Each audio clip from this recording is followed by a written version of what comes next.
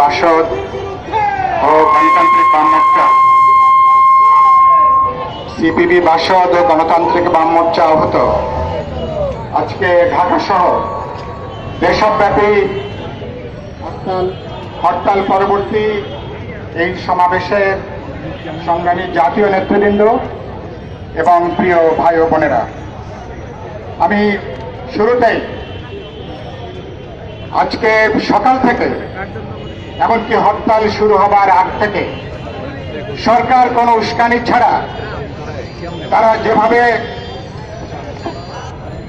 বাংলাদেশের communist party CPB অফিসে হামলা চালিয়েছে, আক্রমণ করেছে, অফিসের দরজা ভেঙে তারা অফিসে উঠে নেতা কর্মীদেরকে যেভাবে গ্রেপ্তার করেছে এবং সারা দেশব্যাপী তাদের যে হামলা, যে উস্কানি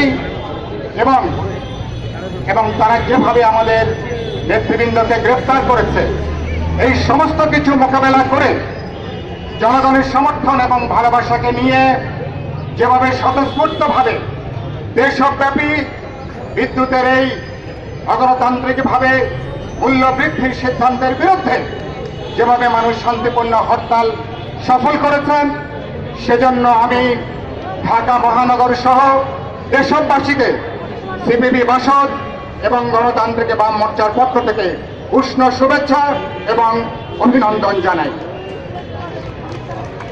বন্ধুগণ, একই সাথে আমি বলতে চাই, আজকে আমাদের এখানে যে সমস্ত প্রগতিশীল গণতান্ত্রিক রাজনৈতিক দল যারা শুরু থেকেই যারা হরতালে তাদের নৈতিক সমর্থন ব্যক্ত করেছেন, আমাদের শ্রমিক ভাইরা, আমাদের প্রগতিশীল ছাত্র জোট সহ ছাত্র সংগঠনগুলো, নারী সমাজ, যুব সংগঠন, সাংস্কৃতিক সংগঠন, আমাদের বুদ্ধিজীবীরা, আমাদের আইনজীবীরা, সমাজের সকল সংবেদনশীল বিবেকবান অংশ যারা হরতালে এই ন্যায্য দাবিতে যারা শুরু থেকেই যারা সর্বাত্মক সমর্থন দিয়েছেন, একাত্মতা প্রকাশ করেছেন, এমনকি আজকে সকাল থেকে ঢাকা সহ সারা দেশে যেভাবে রাজপথে দাঁড়িয়ে তারা হরতাল সফল করতে জনগণের পাশে ছিলেন, আমি তাদের সবাইকে আমাদের জোটের পক্ষ থেকে, সিপিবি বাসদ বাম মোর্চার পক্ষ থেকেও উষ্ণ শুভেচ্ছা এবং অভিবাদন জানাই। আপনারা জানেন যে আজকে দেশব্যাপী আমরা এই সরকারের যে হামলা আক্রমণ এবং এই হামলা আক্রমণে আমরা খুবই নজিরবিহীন ঘটনা যে আমরা এই হামলা আক্রমণের বিরুদ্ধে আমার কাছে যে তালিকা আছে সেই তালিকা বলতে অনেক দীর্ঘ সময় লাগবে। আমি শুধুমাত্র সংক্ষেপে উল্লেখ করতে চাই, হামলা আক্রমণ হয়েছে কিশোরগঞ্জে। আমি নামগুলো উল্লেখ করছি না, নামগুলো আমাদের প্রেস রিলিজে যাবে, আমি সময়ের জন্য নামগুলো উল্লেখ করছি না। খুলনাতে লাঠিচার্জ হয়েছে এবং সেখানে হাসপাতালে আমাদের নেতা কর্মীরা তারা হাসপাতালে আছেন। মোহাম্মদপুর আপনারা জানেন আমাদের মোর্চার অন্যতম শীর্ষ নেতা, ইউনাইটেড কমিউনিস্ট লীগের সম্পাদক মণ্ডলীর সদস্য কমরেড আজিজুর রহমান, সিপিবির প্রেসিডিয়াম সদস্য আহসান হাবিব লাবলু, নিমাই গাঙ্গুলি, গণসংহতির জুল হাসনাইন বাবু, বাসুদেব নয়ন সহ তাদেরকে গ্রেফতার করা হয়েছে এবং তাদেরকে থানায় এখনো পর্যন্ত তাদেরকে আটক করে রাখা হয়েছে। হামলা হয়েছে চৌগাছাতে, হামলা হয়েছে গাইবান্ধাতে এবং হামলা হয়েছে কিশোরগঞ্জে, হামলা হয়েছে জামালপুরে, হামলা হয়েছে কুমিল্লায়, হামলা হয়েছে খুলনায়, হামলা হয়েছে দিনাজপুরে ফুলবাড়িতে, হামলা হয়েছে নারায়ণগঞ্জে, হামলা হয়েছে যশোরে এবং বগুড়া সহ দেশের বিভিন্ন অঞ্চলে এইভাবে সরকার গাইবান্ধা হামলা হয়েছে। আমরা খুবই শান্তিপূর্ণভাবে কর্মসূচি দিয়েছিলাম।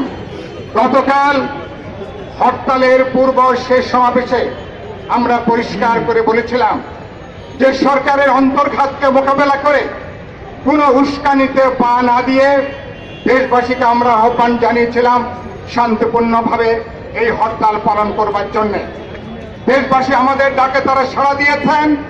তারা সরকারের হামলা, আক্রমণ এবং তাদের যে বিভিন্ন অন্তর্ঘাতমূলক তৎপরতা এবং সর্বশেষ যেভাবে আপনারা খেয়াল করেছেন জাতীয় প্রেস ক্লাবের সম্মুখে প্রজন্ম লীগের নাম করে বিভিন্ন যুবলীগের চিহ্নিত সন্ত্রাসীরা যেভাবে এখানে দাঁড়িয়ে উস্কানিমূলক বক্তব্য দিয়ে যেখানে তারা একটা পরিস্থিতি তারা তৈরি করতে চেয়েছিল, আমরা তাদের উস্কানির ফাঁদে আমরা পা দেইনি। আমরা শান্তিপূর্ণভাবে এই হরতালকে আমরা সেখানে সফল করেছি। জনগণের স্বতঃস্ফূর্ত সমর্থন নিয়ে, জনগণের ভালোবাসাকে সম্বল করে এই হরতালকে আমরা সফল করেছি।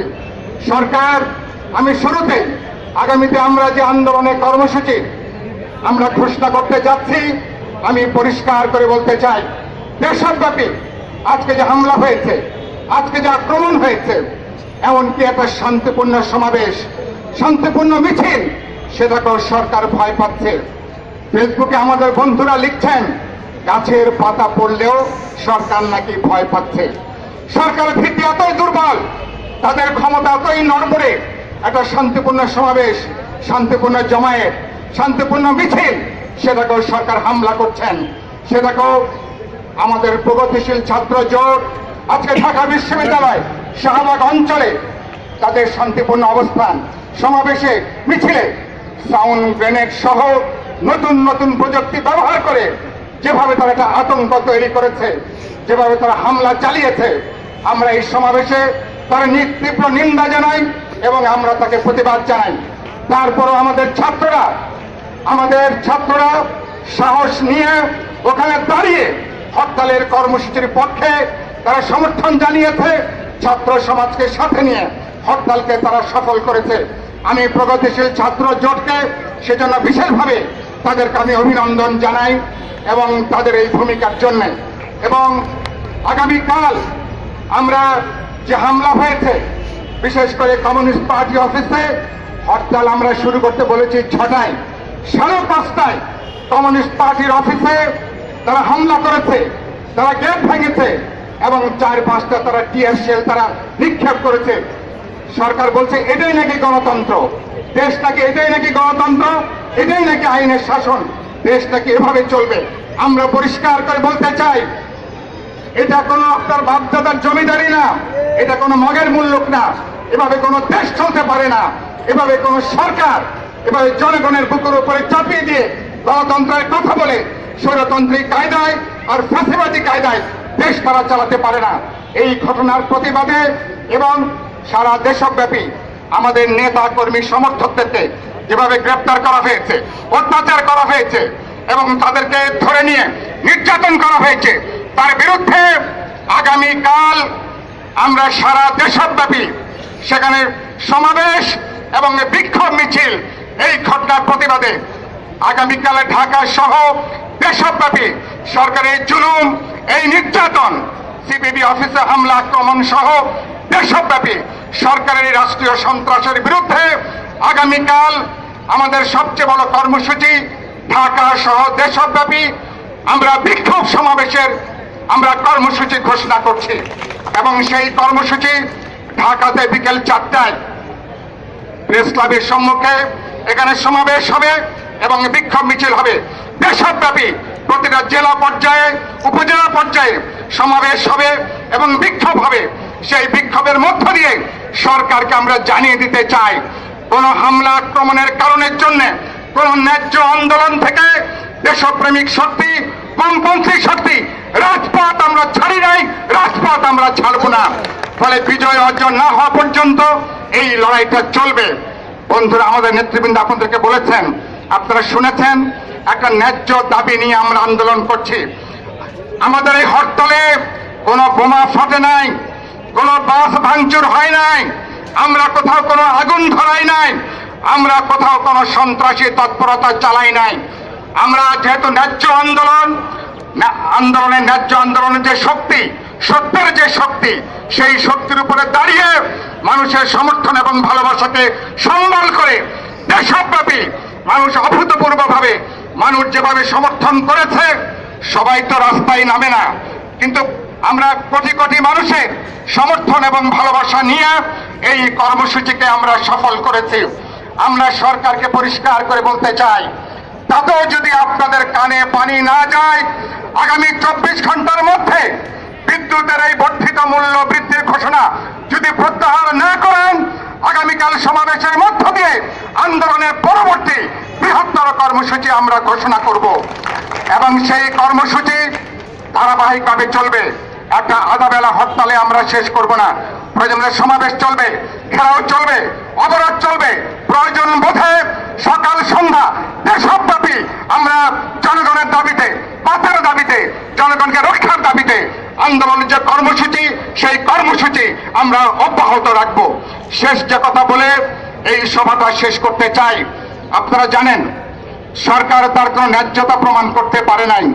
শুধুমাত্র কুইক রেন্টাল ব্যবসায়ীদের মুনাফার টাকার জন্য, বিদ্যুৎ সরবরাহ কোম্পানিগুলোর মুনাফার জন্য, এবং আপনারা জানেন সিএনজি এলএনজি ব্যবসায়ী, যে এলএনজি ব্যবসায়ীদের বর্ধিত মুনাফার জন্য মানুষের বুকের উপরে নতুন করে এই দুর্ভোগ তারা চাপিয়ে দিয়েছে।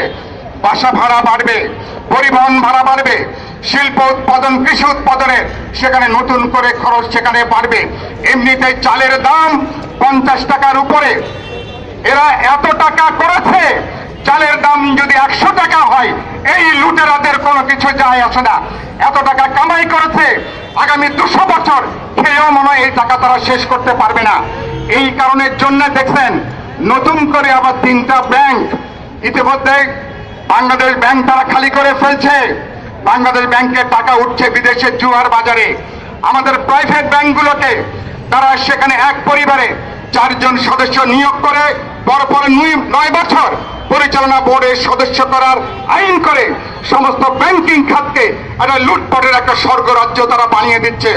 এ তো শেষ না, জনগণের পকেটে বাকি যে টাকা আছে সেই টাকা তুলে নেবার জন্য নতুন করে আবার 3টা ব্যাংক এখন তারা করার সিদ্ধান্ত নিয়েছে। ফলে এই সরকার, এই লুটপাটের সরকার, দুর্নীতির সরকার, তারা আজকে মানুষের এক সময় 14 সালে বা তারা মানুষের ভোটের অধিকার কেড়ে নিয়েছে এবং এই সরকার এখন বাকি ছিল ভাতের অধিকার। সেই ভাতের অধিকার এখন কেড়ে নেবার সমস্ত আয়োজনকে এখন তারা সম্পন্ন করছে। আমরা পরিষ্কার করে বলতে চাই, এখানে অনেক বিরোধী দল আছেন। এই সমস্ত বিরোধী দলের সাথে সরকারি দলের নীতির কোনো পার্থক্য নাই। তারা হচ্ছেন আধা বিরোধী দল, তারা হচ্ছেন সিকি বিরোধী দল। কিন্তু সিপিবি অসৎ গণতান্ত্রিক বাম মোর্চা আমরা হচ্ছি জনগণের পক্ষে, এই সরকারের লুটপাটের বিরুদ্ধে সত্যিকারের বিরোধী দল এবং সত্যিকারের বিরোধী জোট। ফলে আজকে আধা এবং সিকি যে বিরোধী দল আছেন, যাদের সাথে আদর্শের পার্থক্য নাই, নীতির কোনো পার্থক্য নাই, কেবলমাত্র গদির প্রতিযোগিতা, আমরা পরিষ্কার করে বলতে চাই, আমরা আজকে কোনোভাবে সরকারের এই অন্যায় তাদেরকে তারা আত্মসমর্পণ করতে পারে, কিন্তু বাংলাদেশের মানুষ, বাংলাদেশের 16 কোটি মানুষ আজকে চুরি, দুর্নীতি, আজকে লুটপাট, আজকে জবরদখল, সন্ত্রাস, রাষ্ট্রীয় সন্ত্রাস, এই সমস্ত কিছু বাংলাদেশের মানুষ কোনোভাবে তার কাছে তারা আত্মসমর্পণ করতে পারে না। মুক্তিযুদ্ধের যে চেতনা ছিল, দেশটা হবে সমাজতন্ত্রের লক্ষ্যে শোষণহীন, বৈষম্যহীন একটা মানবিক গণতান্ত্রিক রাষ্ট্র। সিপিবি বাসদ এবং গণতান্ত্রিক বাম মোর্চা আজকে আমরা যে লড়াইটা করছি, সেই লড়াইয়ের লক্ষ্য হচ্ছে মুক্তিযুদ্ধের যে স্বপ্ন, যে মুক্তিযুদ্ধের চেতনার বিরুদ্ধে গত 46 বছর ওরা দেশ পরিচালনা করছে। ফলে আজকে সেই মুক্তিযুদ্ধের স্বপ্ন, সেই সমাজতন্ত্রের লক্ষ্যে একটা শোষণহীন, একটা বৈষম্যহীন, একটা গণতান্ত্রিক অসাম্প্রদায়িক মানবিক রাষ্ট্র প্রতিষ্ঠার যে লড়াই, আমি বিদ্যুতের দাম কমানোর জন্য যে লড়াই, এই লড়াই চলবে। আমাদের চালের দাম কমানোর যে লড়াই, এই লড়াই চলবে। শ্রমিকের মজুরির লড়াই চলবে। জনগণের বিভিন্ন অংশের বাঁচার যে লড়াই চলবে, এই লড়াইয়ের পাশাপাশি এই রাষ্ট্র সমাজ পরিবর্তনের যে লড়াই, সিপিবি বাসদ গণতান্ত্রিক বাম মোর্চা সমস্ত জনগণকে নিয়ে, সমস্ত দেশপ্রেমিক, গণতান্ত্রিক, অসাম্প্রদায়িক বাম প্রগতিশীল শক্তিকে ঐক্যবদ্ধ করে আগামী দিনগুলোতে আন্দোলন সংগ্রামকে আমরা জোরদার করব, বেগবান করব। গণঅভ্যুত্থানের মধ্য দিয়ে আমরা সেই চেতনার জায়গাটা আমরা অর্জন করব। এই কথা বলে আপনারা সকাল থেকে যারা রাজপথে দাঁড়িয়েছেন, ঝুঁকি নিয়েছেন, পুলিশের মুখোমুখি হয়েছেন এবং যারা দায়িত্ব নিয়ে আজকে হরতালকে সফল করেছেন, আমি ঢাকাবাসী সহ সমগ্র দেশবাসীকে আমাদের এই জোটের পক্ষ থেকে আমি সবাইকে আরো একবার উষ্ণ শুভেচ্ছা অভিনন্দন জানাচ্ছি। আগামীকাল বিকেল 4টায় আমাদের প্রতিবাদী বিক্ষোভ সমাবেশে হাজির হবেন এবং সেখান থেকে আমরা বৃহত্তর কর্মসূচি ঘোষণা করব।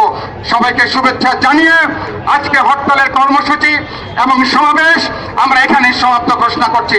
সবাইকে বিপ্লবী অভিবাদন।